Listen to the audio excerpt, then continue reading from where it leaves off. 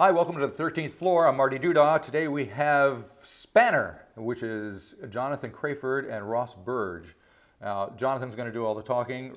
Ross being the drummer. We haven't given him a microphone, but that won't stop you knowing Ross. So, welcome, guys. Thank you. Hi. Thanks for stopping by. I guess the first thing is to kind of give people an idea. They're going to hear the music that you make in a little bit. And my guess would be that you would refer to it as maybe improvisational music. How would you describe what they're about to hear?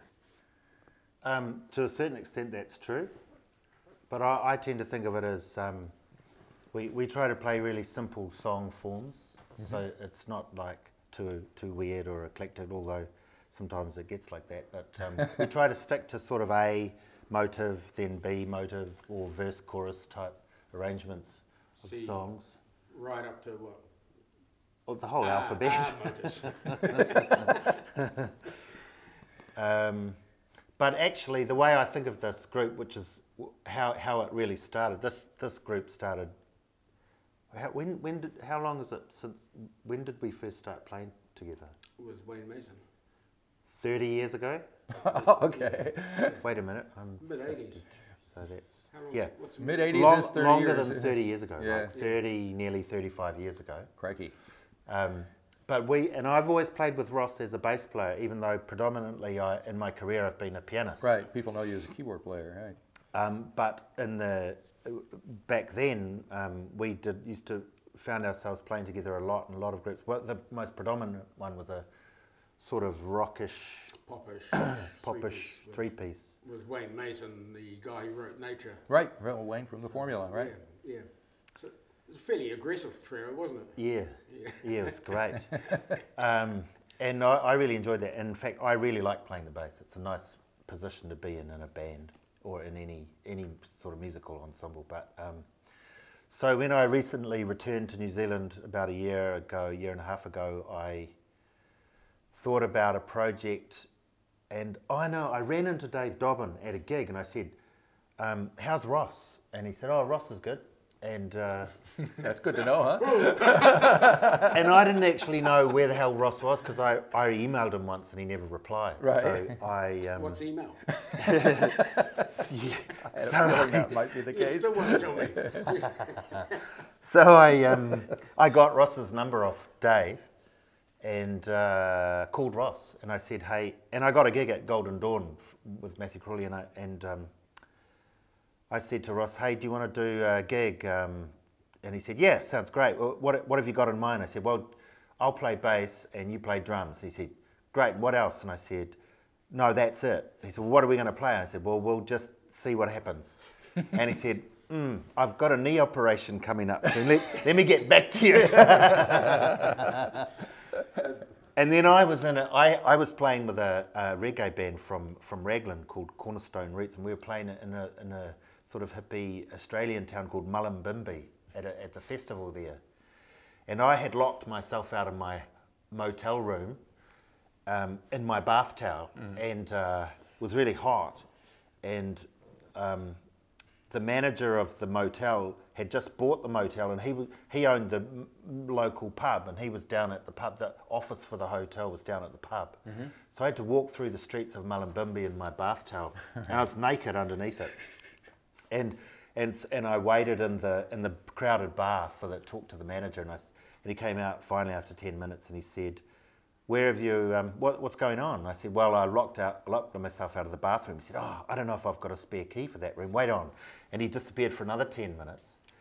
And then he finally came back and said, no, I've got the key, let's go. I'll walk you back there. And so he walked back, and then we were walking through the street, and he said, and you and your bath towel and all? And I said, yeah, no, I said, I started laughing the second the door closed, and he said, yeah, well, no one would notice here. They would think you were well dressed.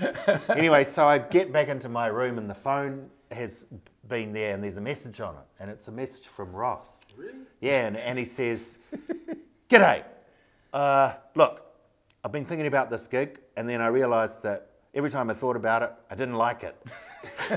so I'm not going to do it. So that's how we started. So that's how he started. Yeah. That makes sense. Then I saw him in his bathrobe. And you're in. Honestly, Couldn't resist. honestly. All right. Okay. Well, we'll continue with some more of these stories, but we'll get into some music so people can hear what this sounds like. The first thing we have is something in E, I think. Is that right? That's right. Yeah. Is there anything that we need to know about it before we hear it? I wrote it with Julia Deans in mind, who will be our guest, one of our guests in next week. The 24th, 18th. Okay. Yeah. This is part of the series of shows that you're 17th. doing at the Golden We do Dome. every Yeah. Wednesday in Music Month. Gotcha. All righty. Well, let's give it a listen. This is a tune in E, and we'll come back and talk some more.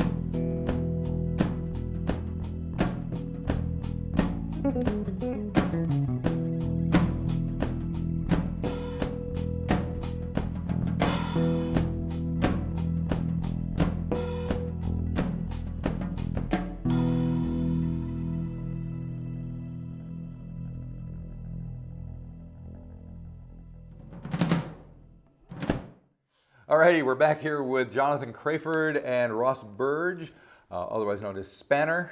Ross is here to throw a spanner in the works, no doubt. We just heard a rather interesting tune from you guys. When you're playing that, how much is going on between the two of you? Or you just kind of, you know where it's going to go, or is it an adventure, should I say? Well, that one does have a bit of form. Yeah. Basically, it's a very pretty tune, and so you're always playing to that form, I guess. And so you don't know exactly where it's going to go, but you know it's going to go somewhere, and it's going to come back again. Right. See? So is this thing kind of an ode to the rhythm section? Because I mean, there's drum and bass. Everybody knows what drum and bass is, but this is not drum and bass, but it's drum and bass. Drums and bass. So what made you think that this would work? Well, it always does work. It's just that there's usually the rest of the band on top of it. Right.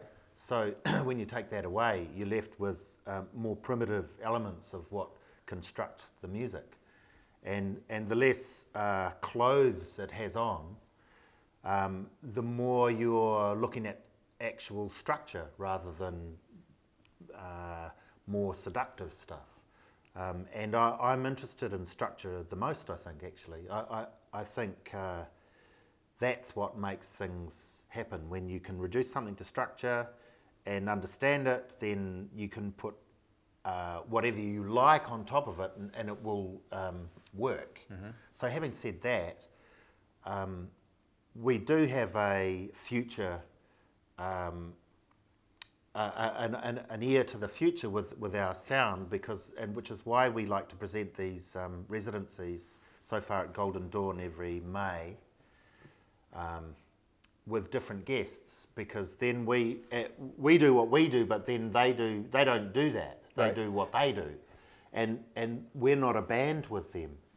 We're a rhythm section for a band that doesn't exist. Right. We're mutinied from whatever bands we ever played with, and we're just us. Uh-huh. And so we invite the other layers to come in, and we just see what they'll do. But the rules are different. It's not like we follow them. They come and have to figure out some new shit to do with us, I like that. I like that uncomfortable place to be when you make music, both from our point of view and from their point of view, and then we find a thing. Yeah. And then the things that are good from that we'll take forward. Yeah. And how do audiences usually react to what you're doing? I think they actually get it. Yeah. Which I didn't think they would. I was actually hoping they wouldn't notice we were mostly making everything up, but because it would come across. But yeah. I think they like the exploration of it, and they like the primitiveness of it, and they understand when things can suddenly change into a different thing. And that's what I like, is that because he'll suddenly do something, or something will suggest itself, and we'll both grab it. And then that was what Ross was saying before. We don't know where it'll go, but we're hanging on until it reaches a logical conclusion. Alrighty. So we have another song that we're going to hear, or a piece, or what? Are they songs? Are they? Yeah, or tunes or whatnot. This one's in. All I know, as I remember, it's in G. Only because you told me. I'm not a musician, so I have no idea what key it's in. You never told me that. It's in G. Anything else we need to know about it? Well, I employ the use of a very interesting effects pedal. That's all you need to know about it. Okay, yeah, it is pretty cool. So it's a little extra than just bass. It's made by a genius in Montreal. It's called Montreal. The company is Montreal Assembly. It's been a secret up until now, or a little bit of a secret. But yeah, very beautiful work this guy does. Ah, cool. All right, well, let's give it a listen.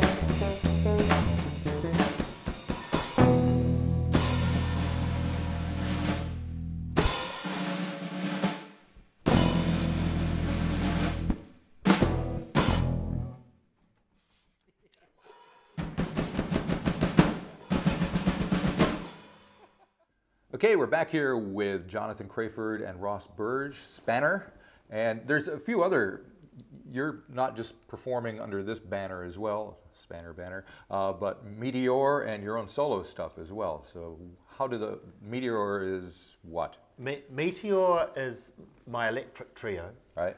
And I play sort of vintage keys in that group and do a bunch of tunes. And I have a mirror group of that in New York. With other players there, but playing pretty much the same book of music. That's way more formed tunes and compositions. I mean, there's a lot of improvisation in it, but within the format of tunes. And yeah, that's great. We're doing a gig at Frida Margolis in Grey Lynn on Saturday, this Saturday, actually. Will this be out before then? Probably not, but that's all right. Okay. Yeah. Well, we've got a show We'll coming try. up. Show coming up near you, folks. That's right. Somewhere. Yeah, and then you do solo stuff as well. And then I have 2 solo concerts in Wellington, and I suppose it's a great pleasure to perform solo because all you have is the piano and the notes and what you can do with your hands and your mind and spirit, and there's no tricks, or it's very reductive, and so I spend a lot of time at the piano in my life anyway, and but I don't often perform solo, so it's quite nice to do it. And I know you told me you record all your live things that you do, but Spanner records all out. Spanner does everything. Yeah. But what about actually working in the studio? Do you do much of that, or do you prefer just to work on stage? Well, we as yet haven't gone into the studio, but Right. but we're prepping that. So I think sometime later this year we might do that. So people can hopefully find something to actually put in their whatever it is devices that they play music on these days. Yeah, well, I like taking the time to find the stuff that gravitates to itself instead of rushing something in. And we don't have a particular deadline. There's no one telling us we've got to do anything anytime yet. So we're just letting it sort of evolve. And we tend to find that what we do from week to week is the stuff that is forming tends to hang around, and we go back to it. We've got about, I don't know, 3 or 4. I've actively been writing for us lately, and actually Ross writes for us, although he tends to write beats on the night. Yeah. But that's what I like about it, is that because it's so reduced to it's just drums and bass guitar, for Christ's sake, when whatever Ross does structurally and even texturally on the drums is very influential in the composition of the piece. So I feel it's a very evenly balanced ensemble. It's one of the most even ones I've been in, and it's quite free, and yet extremely simple and grounded to what those presets are. That sounds exciting. Hopefully we'll hear some recorded music from you guys in the not too distant future. But in the meantime, I have a feeling you'll probably be playing out constantly, not just these set of dates that we've talked about. Actually, we've got a double show coming up with Meteor And my electric trio at Wine Cellar. at Wine Cellar in July 6th. So that's where That'll we be a can good all have a big thingy. Excellent. Big thingy. All right, we're going to finish off with the next song, which is what we've called it. Ross wrote that one. Right. Anything we need to know about that before we hear it? Yeah, no. Yeah, no. Okay. The perfect Kiwi answer to everything. Very good. All righty. Well, thank you guys for stopping by and playing, making a racket here. It sounded great. Good one. Yeah. Sorry about the neighbours. No, they'll get over it. All right. Good luck with the rest of the stuff. We'll see you. Thanks. Excellent.